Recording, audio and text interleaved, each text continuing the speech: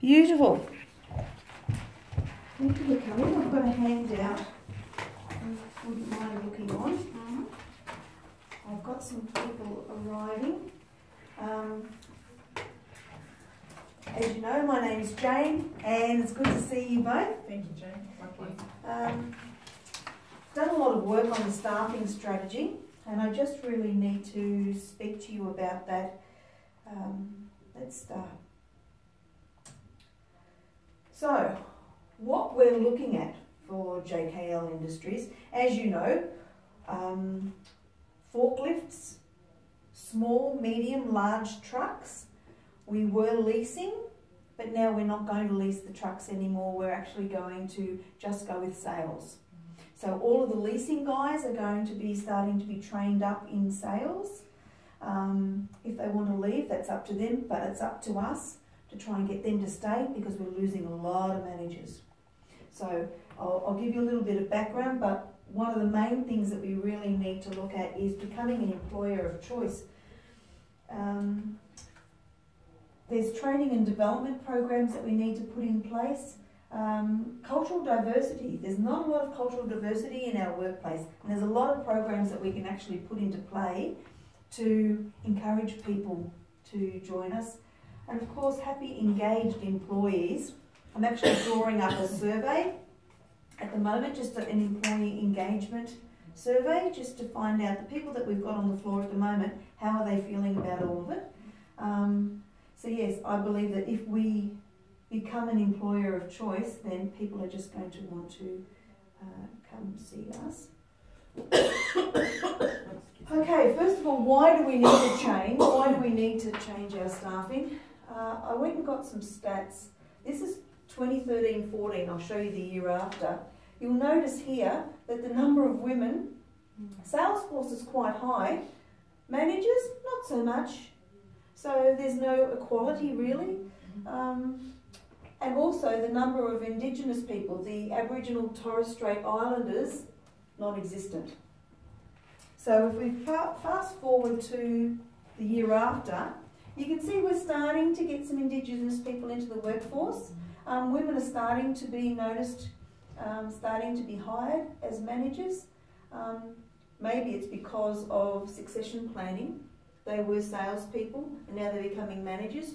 You don't know. But things are on the improve, but we can really improve on this a lot more than we have because it looks like it's mostly a male world out there. So let's look. Can you read that writing okay? That's fine. Yeah. Workforce diversity. Let's just go through these points just a little bit.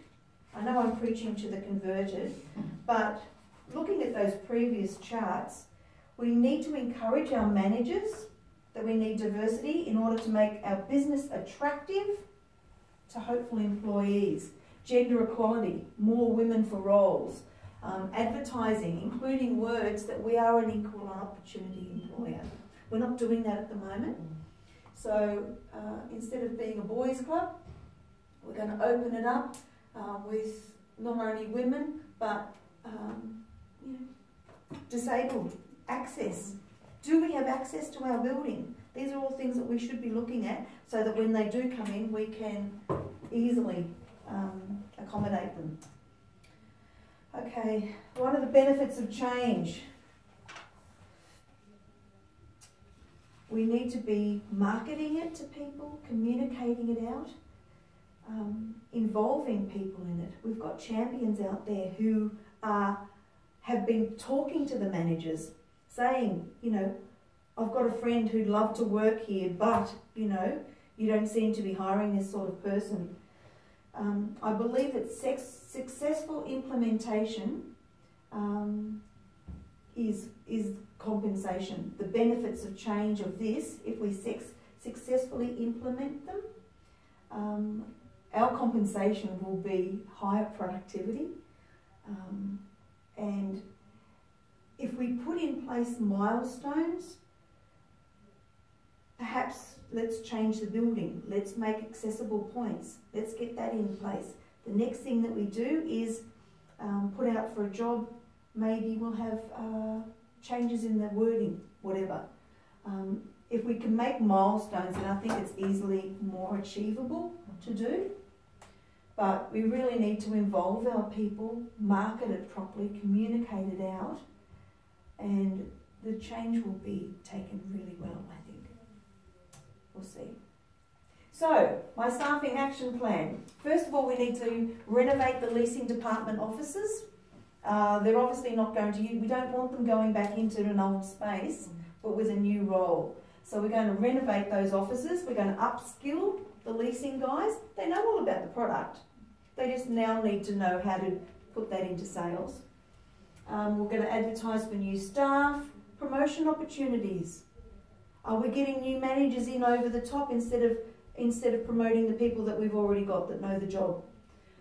Reward and recognition. We've already talked about the leasing staff. And the Australian government apprentice policy for these new mechanics, we're not even looking at that. So there's all these incentives from the government that we can take a hold of as a company to increase our staffing, and it's better on the budget for us too, let's be honest. So just reiterating, how can we manage change? This package is going to be going out to all of the managers. I've made up a package for them all. This is just mirroring what was on before, but I just wanted to reiterate to you that we really need to manage this change well, because in the past they haven't really been given that opportunity. So I don't think we're going to get any resistance against it because everybody's been asking for it, but we really need to manage it well. Okay, so that was it from me. As I said, there'll be packs going out to all of the managers. I really need a sign-off from you guys. For John that wasn't able to be here, as well as Keith, I'm going to be sending them out the package as well, just so that I can go through it with them and get them on board. But were there any questions regarding... The package is inclusive of that presentation, but what else, isn't it? What else? Yeah. Okay, I've got a draft of the advertising. I've also got plans of the renovations that are going through, including the accessibility for the building.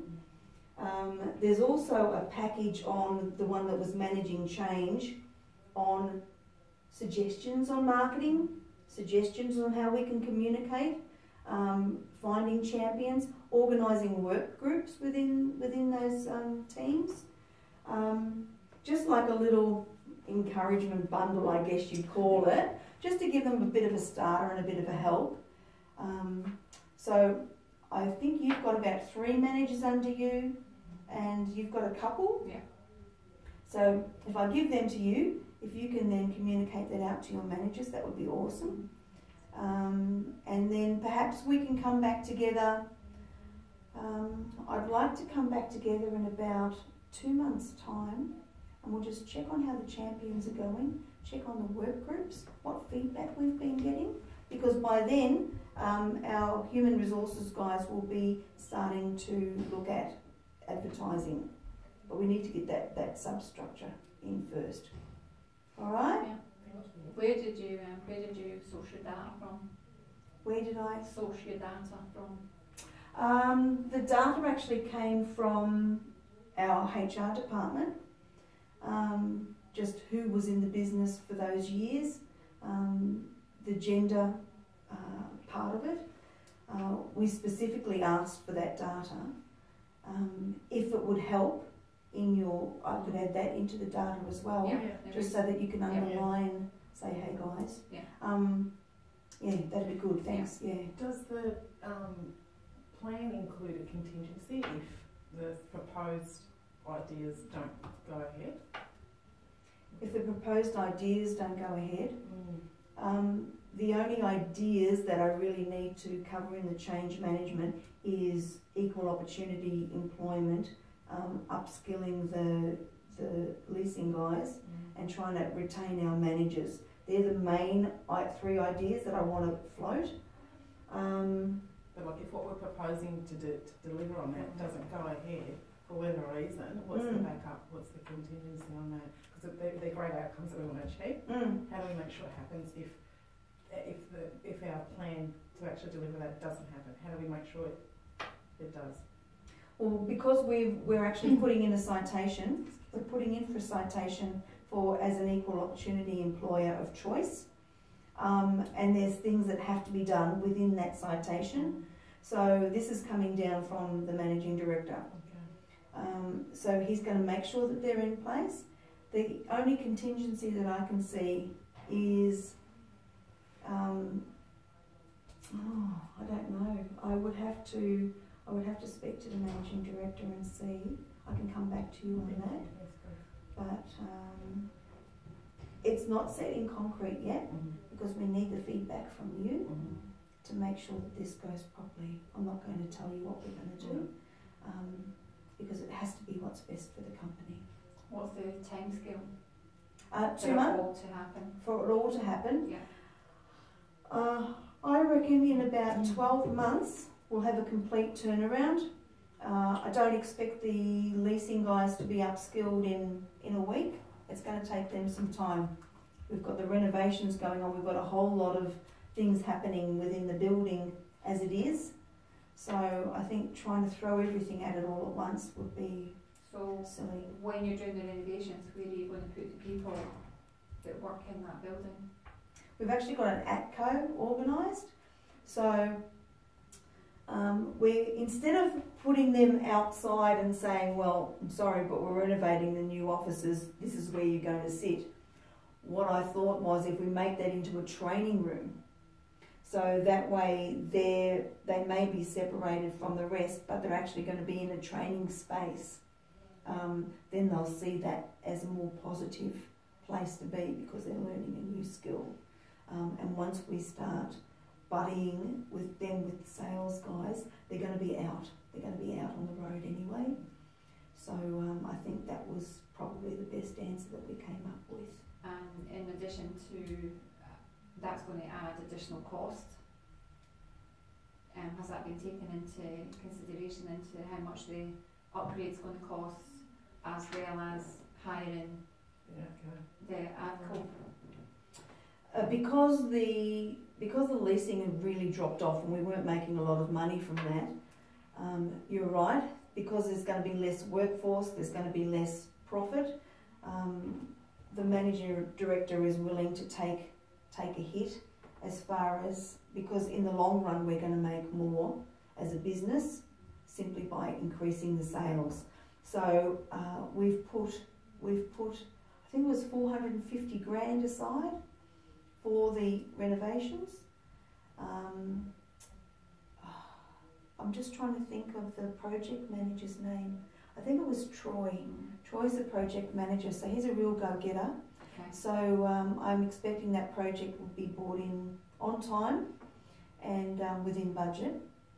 Yeah, so Troy's looking after that one. Jan, you mentioned attrition. What's the forecast on that? Roughly, what do you think? What percentage of the workforce do you think will leave because of this rollout? We were looking at, if we can get to our managers, it'll be less, but we were actually looking at 7.5, which is quite high. And a lot of that was managers. So that's why we need to really jump on this soon, so that the managers know that there is positions above them that's available. We were always bringing in the new graduates and there was nowhere for them to go. So I think if they know that there's a future for them here at the company, that they will stay, that they will see that we're actually moving on, and especially women as well. More reward and recognition, which we weren't doing. When we talk about employing more women, I don't want to sound like I'm stereotyping here, but are we employing more working women that have families? So, for example, they may have young kids and they may have commitments that could potentially conflict with their work commitments? Like, are you looking at that and considering how that would play out? We have to. We have to. Because if we're going to be starting to employ more women, there's all of these men who have been managers and they're going to be looking at like for like. So we have to be very, very mindful. Yes, there are a lot of women that have children and things, but so do the men. Men can also role reverse. Yeah. Exactly. So, and there's a lot of parental leave happening for newborns and things on both sides of the fence. So I think as an employer of choice, if we seem to be just employing women for the sake of employing women, we're going to be going down the wrong road. You're right. If we look at it with new eyes, I think it will be beneficial for everybody. So are you going to consider job sharing? Because some people can obviously cope with part-time work depending on the family situation. And if you looked at job sharing, then you can also reduce your budget. Because if you're job sharing and they're on a particular file or on a particular customer that they are making sales to, you would need to make sure that they are both on the same page as far as working with that customer. So would you not split those portfolios though? So one employee would manage A to E, and then the next one would manage. Good idea. So there's no conflict because you can't guarantee consistency. That's right.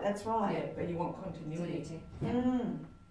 Because job share will, like Sandra said, would actually reduce your costs too, because they're working part time, so their like their annual leave loading, their sick leave entitlements would be completely different. Yeah, that's very good. That is very good. And that would make us even more an employer of choice, wouldn't it? A lot of flexibility. It is, isn't it? And working from home options need to probably be considered too, because not everything has to be done from the office, which means you could potentially reduce your footprint for the size of the new premises. Which means also too, then you can consider, you know, your green footprint as well, and what that means too. So there's lots of opportunities there. Yeah, I'll just write that down. Yeah, that's a really good idea actually. I like that. Thank you. I'll take all those on board, and I'll include those in the pack if you don't mind, because they're really good ideas. Especially the flexibility one. That's great. So, any more feedback at all? I mean, what you've given me is really valuable. Thank you. I will get back to you if you can, once you've got the pack, read it over, see whether or not it meets your needs. I'm happy to help. And then we'll go from there in a couple of months' time. Awesome. Perfect. Thank you very much. Thank you. Thank you. Thank you.